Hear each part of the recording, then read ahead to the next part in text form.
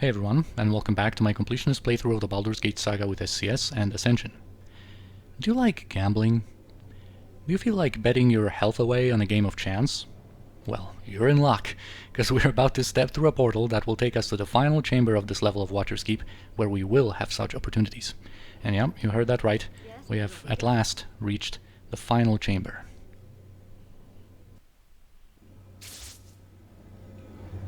Why, hello there. A prime, is it? I thought we'd been drawn into the prime material plane, but I couldn't be sure with all this interference. Pardon my atrocious manners. I sometimes forget that you primes are civilized. My name is Aesgareth, and these are my servants and pets. And we could introduce ourselves already, but using this conversation option is going to give us a little bit more information about him. Just what manner of creature are you? Well, how rude.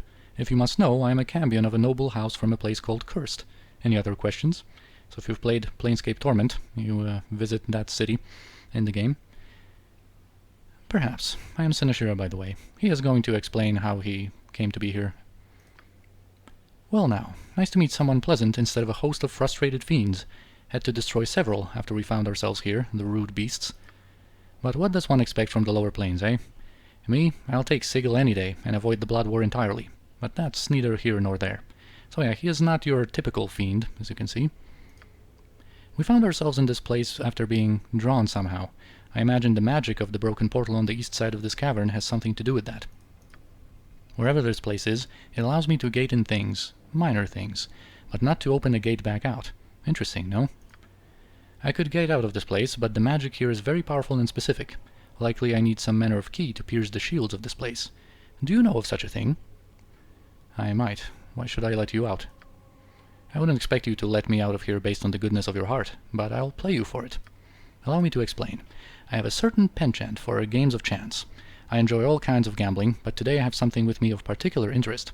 You see, I just finished winning a deck of many things from a relative of mine, Duke Rowan. Perhaps Duke Rowan Darkwood, that we know from Herdalice's quest in Shadows of Amn. It's a beautiful deck, a variation on the norm by a Genasi wizard of some repute. And the Genasi, sometimes pronounced Genasi, are basically plain-touched humans. So humans having the blood of some kind of a planar being in their veins, usually a genie. So there are four most common types of Genasi are fire, air, earth, and water, depending on what type of genie they have had in their as one of their ancestors. And of course, playing a game against a demon does not sound too exciting, but he's eager to try it. I'll play you for the item that exits this place, or other things if you've something of value. What do you say, Sinashira? Pique your interest at all? I might be. I'd have to think about it. Well, here's something to entice you. I have a gem. I believe its magic has something to do with the broken portal behind me. I'll wager it for the way out of this place. But you'll probably wish to prepare yourself and so forth. Take as much time as you need. It is a deck of many things after all, and not for the faint of heart. If you or some companion of yours is ready to play, come and speak to me. Unless, of course, you're too frightened. So yeah, we have met As-Gareth and his companions, some tieflings and two fell cats that we know from Yagashura's place already. And As-Gareth, like he said, he has in his possession the third scepter gem that we need to complete our Scepter of Radiance and basically fix this portal on the east to be able to advance to the next level. And when it comes to Aesgareth, he is chaotically neutral aligned in the Enhanced Edition. I think he was chaotic evil in the classic Baldur's Gate 2, and I think chaotic neutral suits him better. And his companions here, the tieflings, two of them are chaotic good, actually. One of them is neutral, and the fourth one is chaotic neutral, so it's going to be a little shame fighting them, because there is going to be a fight, unfortunately, because this is kind of a complex situation, but in this completionist playthrough, of course, we would like to see everything this situation here has to offer for us. And basically, we want to get everything we can out of it.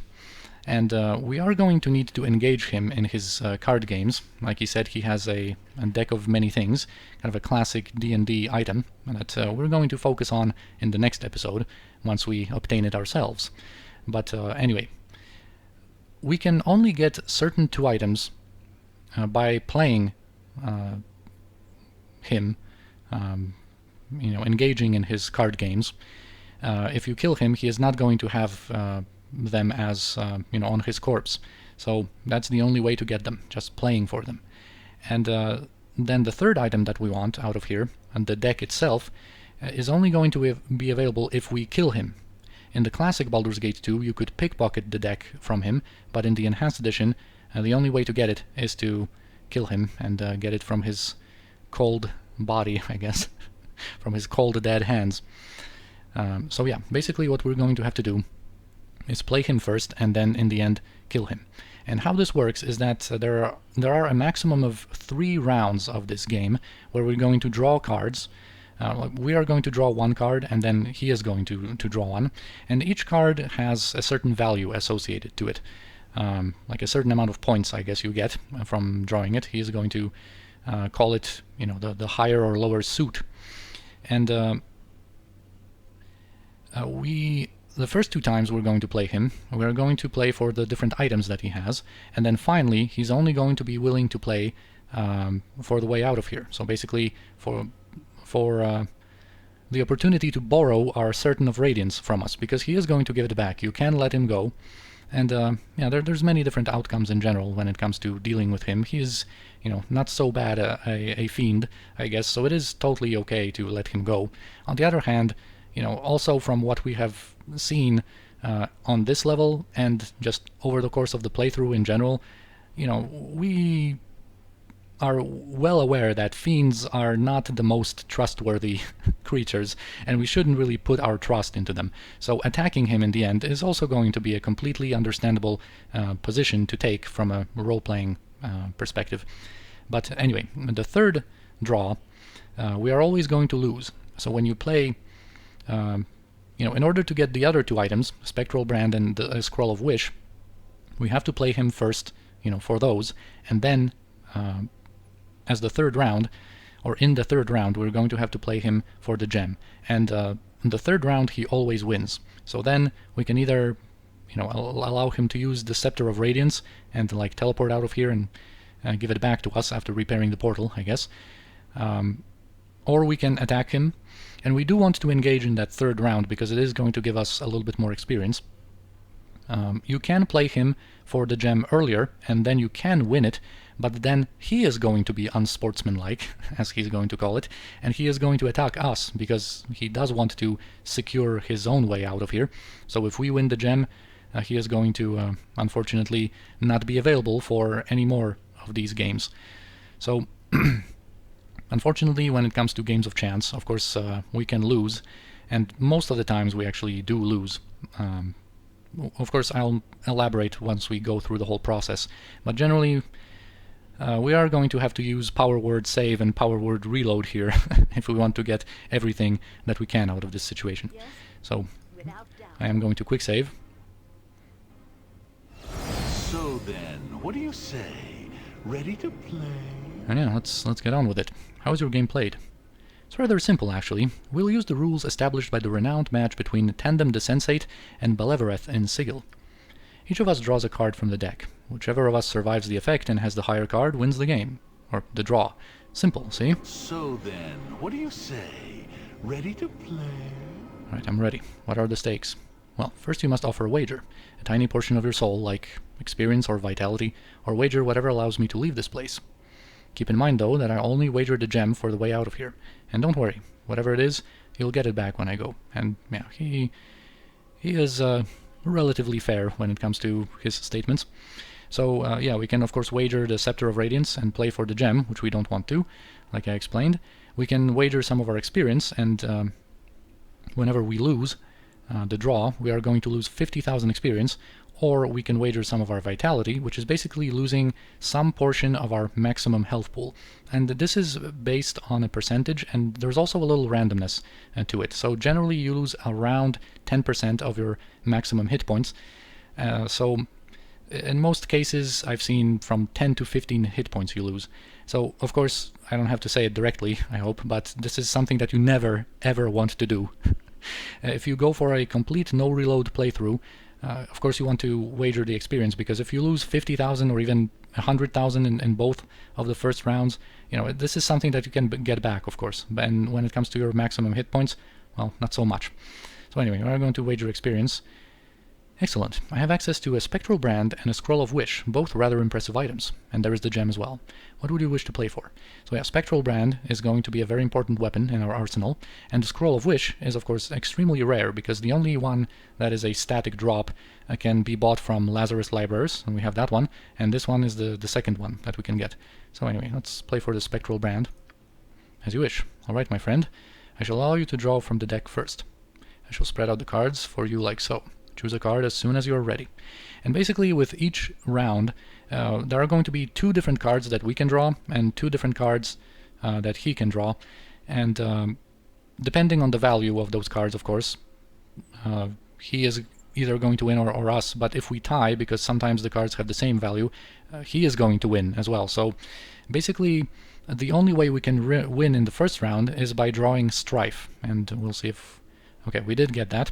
The effect is going to slow us for 1 turn, and it is removable by the spell Remove Curse. So we are going to be able to get rid of that without having to wait it out. But we're going to do all that after the second round. Interesting, most interesting. The Ganassi was a genius, if you ask me. And now if he draws the card Construct, we lose anyway. Yeah, you may wish to step back, just in case. Triumph? Ah, I sense a fight oncoming. Give me a few moments, my friend. So yeah, this is kind of ironic. This card is not going to give him Triumph. And we actually won, without any reloading necessary, so that's kind of nice. And there are a couple of fighters spawning here, and they should give us experience if we snipe the kills, but they somehow just don't grant experience for some reason. At least most of the time. Okay, As-Gareth had the killing blow here. Yeah, Fell Cat dealt damage last on the other one. Fell Cat again. I don't think we even managed to snipe any kills, but yeah, we wouldn't really get the 6,000 experience that they are supposed to grant. So, that is it? A dangerous game, and yet it seems we have survived relatively unscathed, yeah? Yes. The card you drew is of a higher suit than mine, however. You have won the draw. You desire the Spectral Brand, and here it is. Yeah, if you wish to play again, I'd appreciate a chance to gain my freedom, friend. And we get some nice experience. Yes? Actually, since we were talking about Asgareth and his companions, I actually should have talked to these tieflings a couple of times, because they have some cool lines to share, and Asgareth also has a decent voiced line. Greetings. How do you do? Why, thank you. I'm doing just fine, Asgareth. Our actions are good and will serve the greater balance. Speed if it must be done. Can't... It is done. I guess this slow effect makes you unable to talk with them, for some reason. Yeah, As-Gareth is a Cambion, a half-fiend, who is our lord and master. Not a bad sort, really, though truth be told, he'll do anything for a good gamble. Yeah, we are tieflings, planers with fiendish ancestry, if you've never met such before. We exist to serve Aesgareth. Oh, pretty sad existence. I just want out of here. Heard nothing good about the Prime, referring, of course, to the Prime material plane that we are on. Oh, and this is some proper Sigil slang. Shut your bone box, Burke. If you've played Planescape Torment, you've heard these words a lot. Yeah, mind your own, Clueless. I think those are all the different things that they can say. Yes, it will be done. So anyway, let's quick save. Let's actually loot some nice potions from these fighters who died. I can hold no more. That item has been dropped.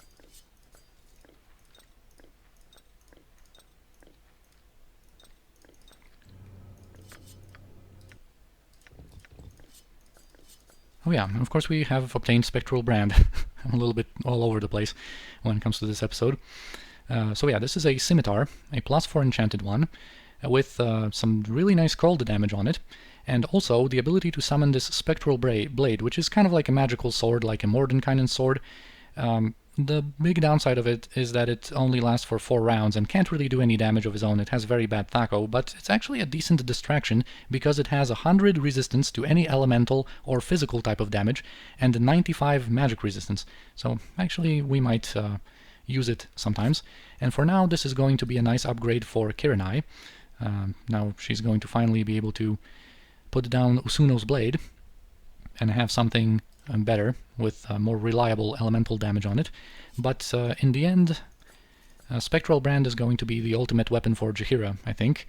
We'll probably switch around between Spectral Brand and Club of Detonation on Jaheira, because also this weapon is upgradable. Later on we're going to be able to find a component that is going to allow us to upgrade the weapon.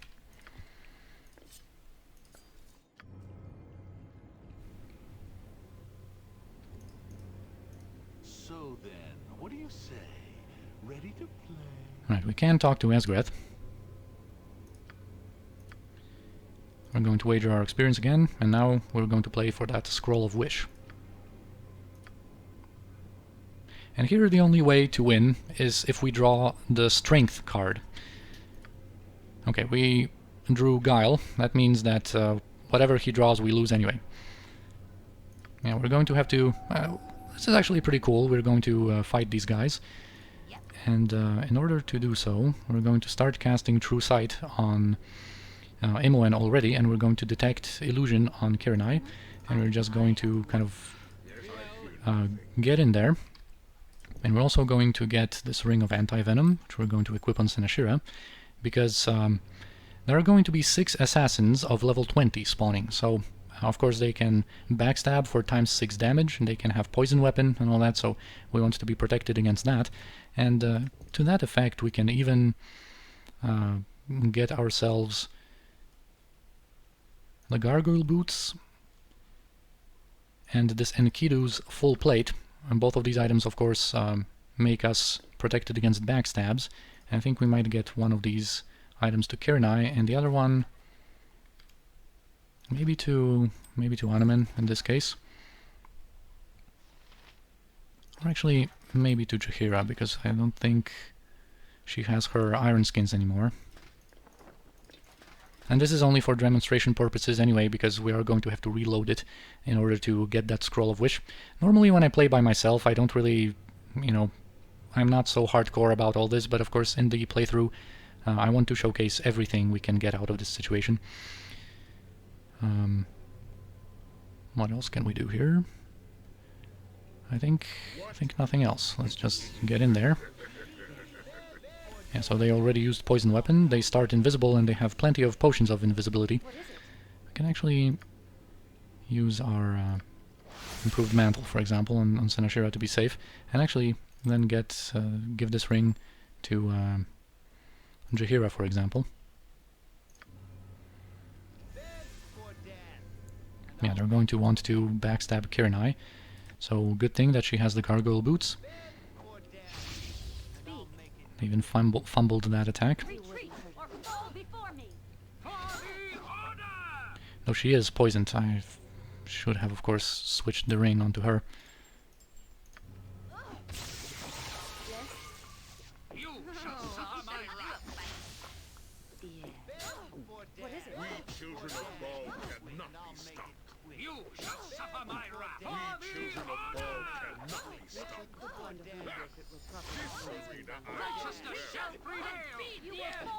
Quite annoying with all of these potions of invisibility going on.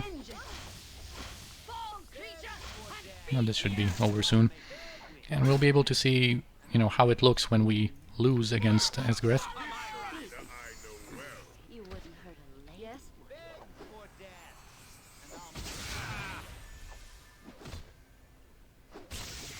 Interesting, most interesting. The Ganassi was a genius, if you ask me. Right, now his turn. The Empress. An excellent card with a high suit. Luck is with me today. So he's going to get True Seeing out of that. So, that is it? A dangerous game. And yet it seems we have survived relatively unscathed, yeah? Yeah, so of course he wins. And now we're going to lose 50,000 experience on Seneshira. What is it? Yeah, so we are below 5 million in Mage. But anyway, like I said, we are going to reload this just so we can get everything we can get out of this situation. And if this takes too long from now on, now that we have seen what it's like to lose to him, I'm just going to cut it out of the recording and come back whenever we win, but let's see. So then, what do you say? Ready to play? Yeah, Guile again. So I'll be back whenever we draw Strength. Alright, here we go. Strength. An extremely high suit. I wonder, though, whether this represents growing stronger or a lack of strength. A curse, perhaps. Do you have a means of breaking curses, mortal? Giving us some hints about how to deal with the effect, because it is going to bring Seneshira's strength down to 6, but a remove curse scroll is going to be able to deal with it. And now, no matter what Aesgareth draws, he is going to lose. And draws Defiance this time. To defy the gods. I wonder what the effect is, and he's not going to like this one. A little flame strike for his pleasure. He actually didn't make his saving throw here and received a decent amount of damage here. Anyway, we have one again, this time the Scroll of Wish, again some more experience, and now the third draw, of course, is going to be the final one, and yeah, our strength is down to 6, we are still slowed, but we are going to be able to get rid of both of these effects by casting Remove Curse from a scroll. We have, of course, obtained this level 9 spell Scroll of Wish, and we're going to teach this to Imoen, I think, so that she can have it in her arsenal. We're not going to leave it in scroll form. But that's something for later. And now, we could wait with this Remove Curse until after the third draw, because one of the possible cards that we can draw there is going to bestow another curse effect onto Seneshira, but we might actually not do it with Seneshira to minimize the effects, I guess. If such a thing happens, it's actually going to be way more optimal to do it with with someone like Saravak. Jeez. But anyway, even if we did this with Seneshira, of course after that final draw, things are going to get a little bit intense right away, so we actually don't want to have these effects being placed on Seneshira. We would be able to deal with that final one. And of course we have a couple of more of these Remove Curse scrolls at our disposal, so we can certainly spare this one. So got fatigued. I think this is also a good opportunity to use our new ball spawn ability just to get rid of this fatigue so they don't complain and we don't have these slight penalties in fight. But yeah, before of course we speak to him the final time and go for round 3 when it comes to our card games, we're going to have to prepare a little bit, and of course since we reloaded we still have that Ring of Anti-Venom in our gem bag. We're going to equip it on Seneshira. And of course, you know, in this situation Imoen still has her True Sight, which we are going to use very soon.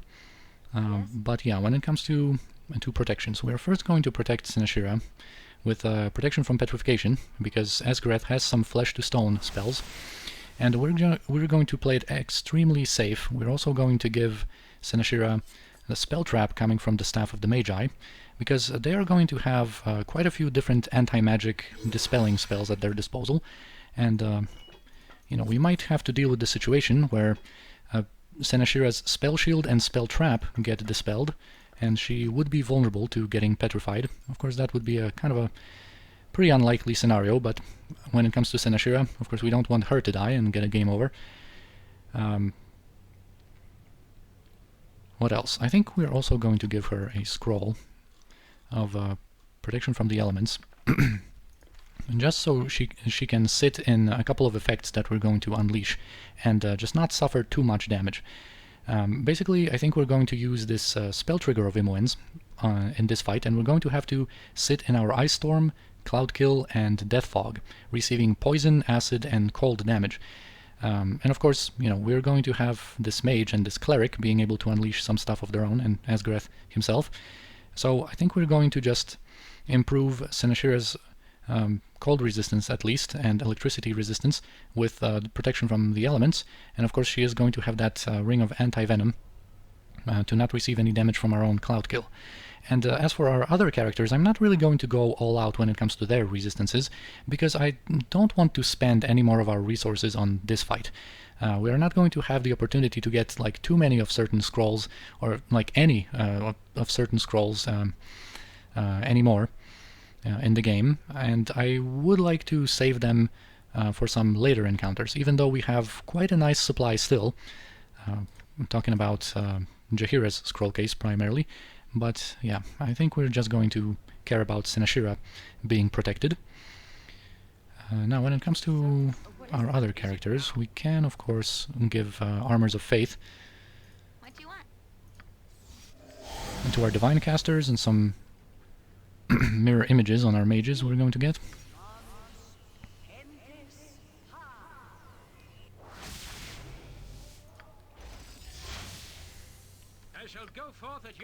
I guess Anomen might cast some stuff.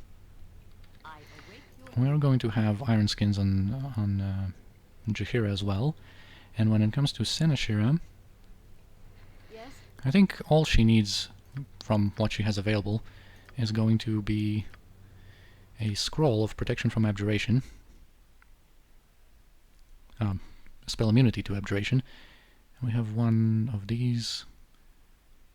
Yeah, we're just going to get this one, leaving ourselves options whenever we might want to cast, you know, a standard spell immunity on Kirinai and protect ourselves against something else. What is it?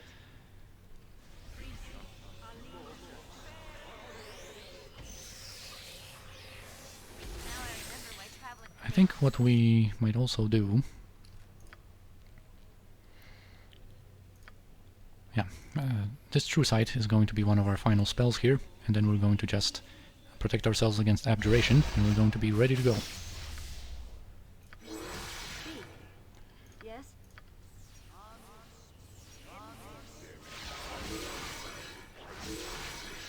Alright, and now we're going to have our party members in the back. Done. Well, most of them. I think Kirinai is also going to return to dealing damage from range. Yes, I fear nothing. Point the... Very well. What is Right, it? Sinashira is going to do the talking. Is there anything else that we would want to have here? I don't think so.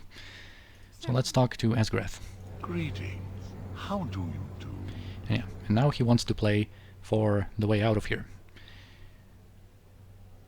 And if we actually disagree, he is going to attack, and basically saying that he has to be unsportsmanlike, you know, to basically secure his own way out of here. And basically the same thing that would happen whenever we would play for the gem earlier and won against him. But anyway, we are going to agree for this final round, because this is going to give us a little bit more experience, even though we know we're going to lose. And I'm doing this with Sinashira, although I shouldn't. But yeah, we got the Emperor. This is the beneficial kind of card out of the two, and this is going to give Sinashira Mind Shield for 7 days of in-game time. So basically she's going to be immune to Charm, Confusion, and Fear. And this would be more beneficial on some other characters that don't have, you know, the magical protections that Sinashira has. But it's actually pretty good that Sinashira got it, because this is not going to be that great on her.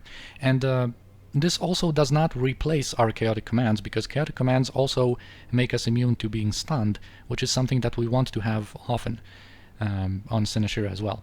So, alright, she got Mind Shield for a week. Not sure if I mentioned that. That's immunity to Charm, Confusion, and Fear. And he's going to draw the Wheel, which is going to grant him victory, as it always does. Yeah, one of the highest suits in the deck. Most fortuitous. Now, I think we're going to already start casting Storm of Vengeance on Anomen, kind of in the middle of this area. Speak. Come on. A dangerous game. Yeah, we have survived it, but not for long when it comes to you. Yeah, I have won my freedom. The way out of here is mine. You may have the gem regardless. It means nothing to me now. May I have my prize? So yeah, it feels not so good to say, forget it, no doubt you'll leave me here trapped, but that is a valid concern when it comes to dealing with fiends, like we have discussed earlier. And yeah, he would do the same thing, so... Then you leave me little choice. What a poor sport you are. And so even though he is going to complain about us being unsportsmanlike, he would do the same, so don't sass me, As-Gareth. And yeah, now let's talk about our opponents. So of course, there are these two fell cats that we have seen before. They have 4 attacks per round, and can reduce our fire resistance by 25 whenever they connect with a hit. And then let's talk about these 4 tieflings first. This lady is a level 25 mage. This one is a level 25 cleric. They also have a level 18 assassin here, so not the most powerful version of assassin, I guess. This one is only going to be able to backstab for ×6 damage, but you know, still can have poison weapon. And then they also have this level 21 fighter archer that has high level abilities. And finally we have As-Gareth himself, and he's level 18. He has 150 hit points, although now that he got struck by that flame strike, I think he is going to have a little less. He has 50 magic resistance, 40 elemental resistance, and 30 physical resistance. All of them here are immune to backstab. As-Gareth is going to start out with Stone Skins and Improved Haste, which is going to give him 7 attacks per round. He has some spells at his disposal, mostly anti-magic dispelling spells and some instant death ones like Disintegrate and Flesh to Stone.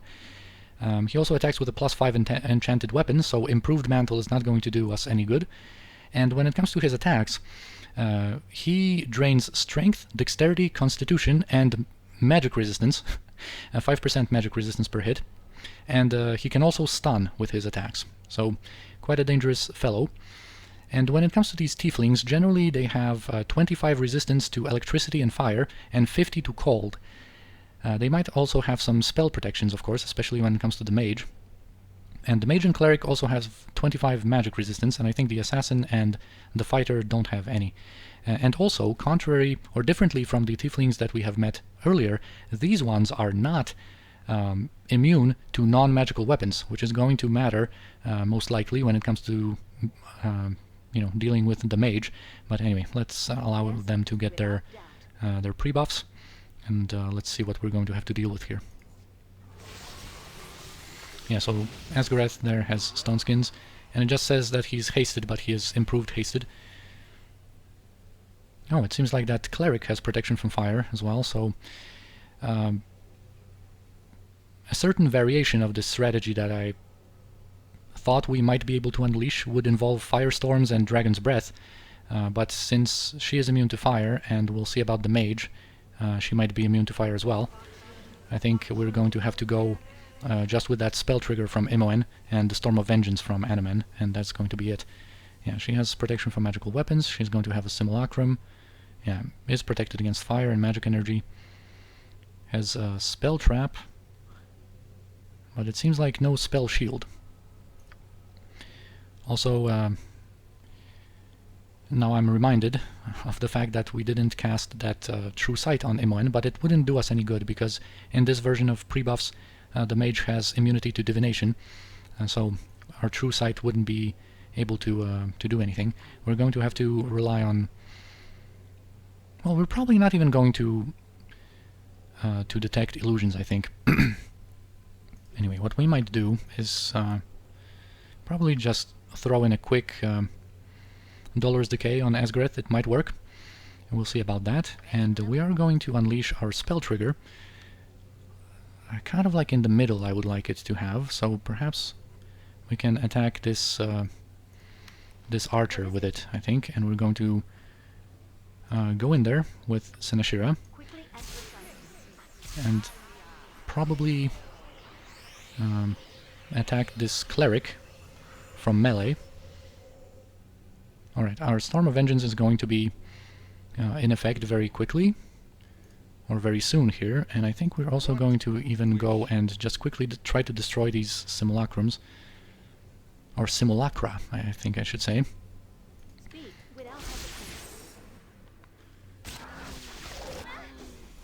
Alright, now all of our effects are unleashed, and we are going to be able to do some good with them. Unfortunately, Seneshira's spell shield was already dispelled by a pierce magic coming from Aesgareth.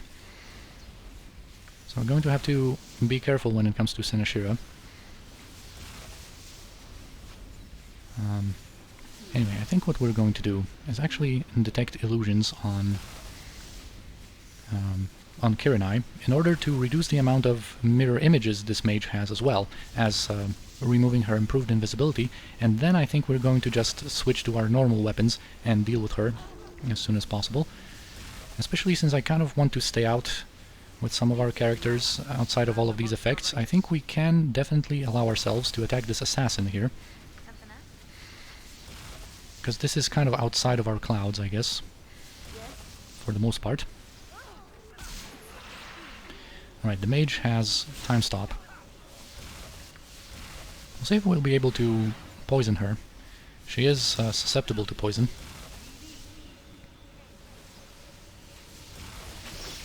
I think she somehow stands outside of this Storm of Vengeance, though. Right, our own illusions are dispelled. The assassin has poison weapon activated now. And let's see if we'll be able to dispel her.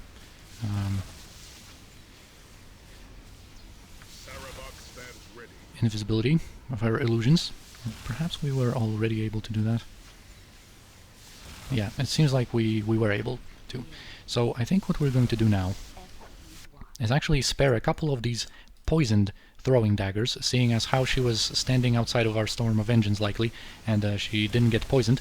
We will have a nice chance of being able to poison her with our poison thrown daggers. They are non-magical, and you know, of course they are going to apply that poison, which is going to be able to keep ticking and possibly interrupt her spells. We're also going to switch to normal arrows on Imoen. I think we're kind of a little busy here with Seneshira attacking the cleric, being badly injured. We want to finish her off, and we want to finish off this assassin here. And I think only after these targets are killed, we are going to switch to normal weapons on our melee attackers and go for that mage, I think. Yeah, and Saravok is dealing with the other simulacrum. And it's invulnerable after casting something. Probably protection from magical weapons.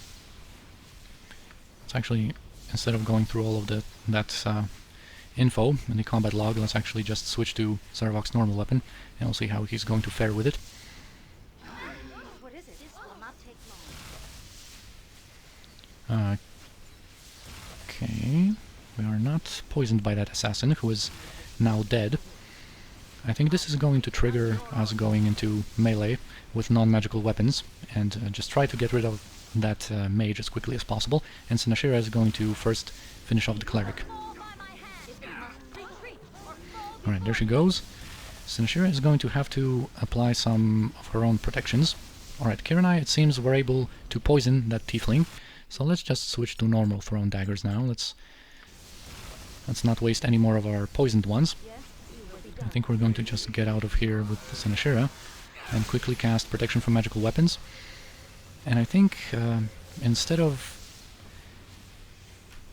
focusing our attention on these fell cats, it would be nice to actually deal with As-Gareth and try to interrupt his spells. Alright, Seneshira still has her spell trap, which is good. Alright, it seems like the mage is about to die. Very nice. Now, I think we're going to give one elixir of health to Jaheira. I'm just going to heal Anomen a little bit, and we're just going to get out of there. Switch to our normal weaponry here, and try to deal with Asgareth and that fighter. I guess Saravok can go in, and Anomen actually as well.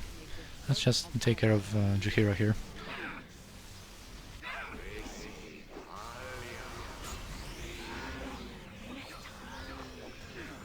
This looks kind of cool with all of these area of effect spells going off. And boom! Just these two fell cats left to deal with.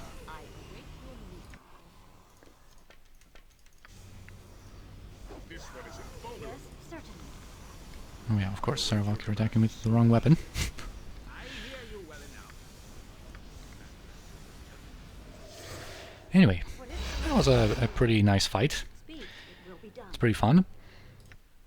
But now we're done with it. Let's just rearrange our equipment a little bit. And yeah, we're going to be able to loot these guys. First, the tieflings. This one actually has a robe of the good Archmagi. A little unfortunate that they followed Aesgareth. And we were forced to kill them.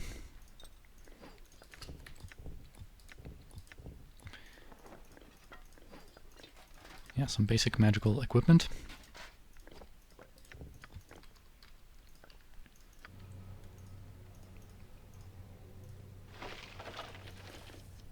We even get some more arrows +3.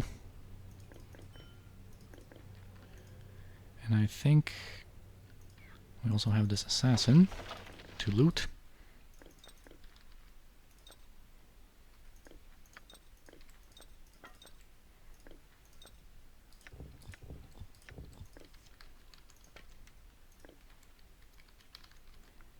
And this we will be able to just give the potions to Saravok, and yeah, that's it. Now we can loot As-Gareth.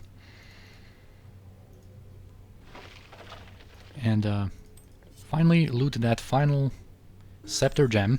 Now, as the description says, the Scepter of Radiance suddenly glows brightly. It is obviously back in one piece and ready to be used.